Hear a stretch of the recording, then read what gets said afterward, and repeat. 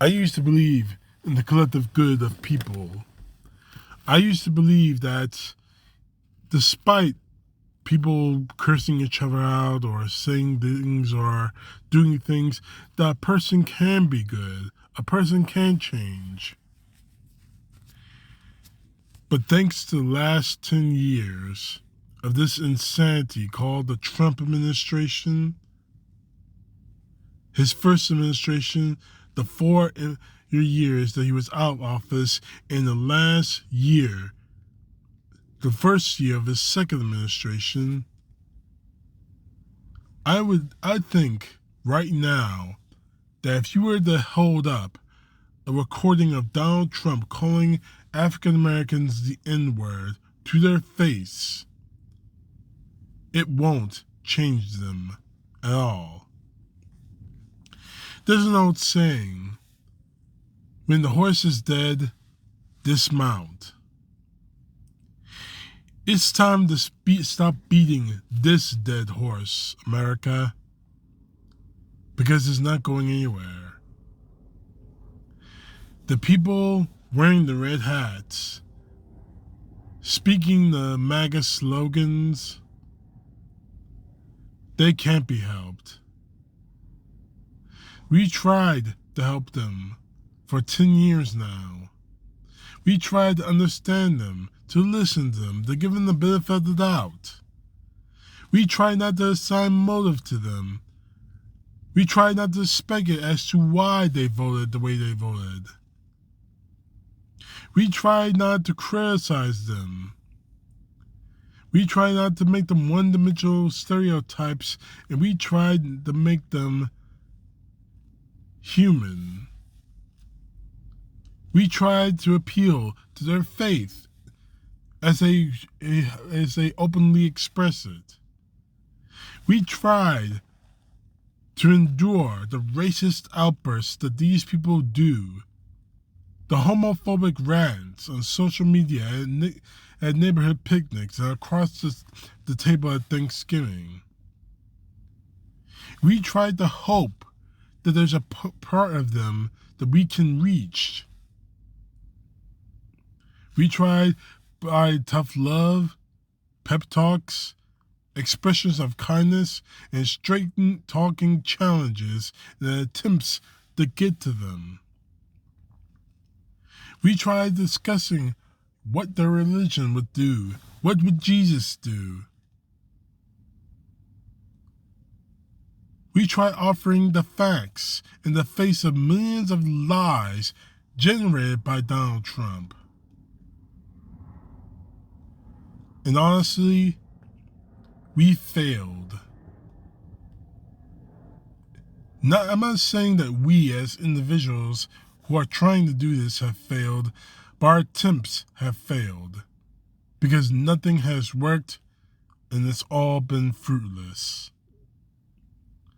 It's time to stop saying we need to understand these people. Because the truth of the matter is, we do understand them. We understand that they have dug in their heels so deeply that they won't be moved by anything, not facts, not data, not even their own eyes or ears. We understand that there's no political scandal large enough, no post on social media reckless enough, no legislation predatory enough to alter their allegiance away from Donald Trump. We understand the past 10 years of viciousness and ineptitude haven't tempered their passions, but have ignited them. We understand the imagery of an angry white American male God is so burned into their brains that they see no conflict with religion devoid of love or a world absent of diversity or a theology made of malice.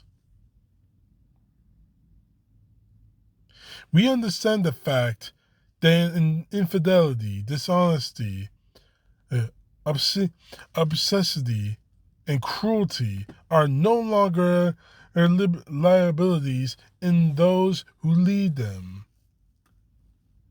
They will defend it 10 toes down. We understand that the right-wing media, Fox News especially, that its poison has so fully circulated through the veins in their bodies that they are no longer necessary. That the truth is itself is no longer necessary. We understand that white supremacists in the cabinet and Russia infiltration in our elections and children separated from their parents are all acceptable collateral damage to quote-unquote winning, whatever that means to them. We understand their capacity to rationalize away human rights atrocities now borders on complete delusion. People have warned us that we need to treat these people with kid gloves, that are using anger or pointing out criminality or voicing opposition to injustice right now will only drive them deeper into their entrenched positions. That's a fairly dire assessment if true. If adults are that fragile in the face of reality, that thick-skinned, that they willingly deny country and humanity to retain their cultic allegiance to this man, to Donald Trump, the rest of us aren't saddled with appeasing them, and we shouldn't try to. Now, the truth is, we don't come to this understanding with any joy or the self-satisfaction. We come to it with sober despair and the deepest of grief. Because we know, practically speaking, that right now, they're unreachable. It's too late. They're gone. They are seriously gone. It's one thing to have held up hope for them 2 election cycles ago. But at this point, I'm not sure any miraculous moral awakening or conversion of the heart is possible in the people who are so entrenched with this man that they will ignore the atrocities that he and his cohorts in the administration are doing. If their conscience and compassion and reason have not been accessed and unearthed by now, it's highly unlikely those things will never be forthcoming. And since these people will not be moved, the rest of us need to move together. Democrat, Republican, Independent, and the deeply devout and passionately irreligious people of every difference and distinction need to move in concert to affirm our shared regard for one another and to work to restore balance in something that we all love that is teetering wildly. This isn't a battle to change the minds of the few who refuse to be changed. That horse is dead. It also isn't a test to see if we can manufacture the same hate and vitriol for them as they dispense it towards us.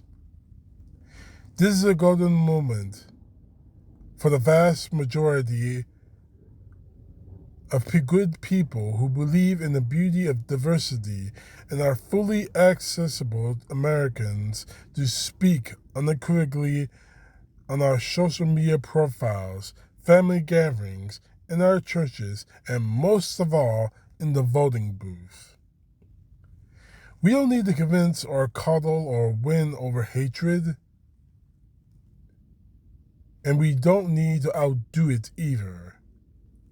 We need to outnumber it, to outlast it, to outlove it, and most importantly, to outvote it.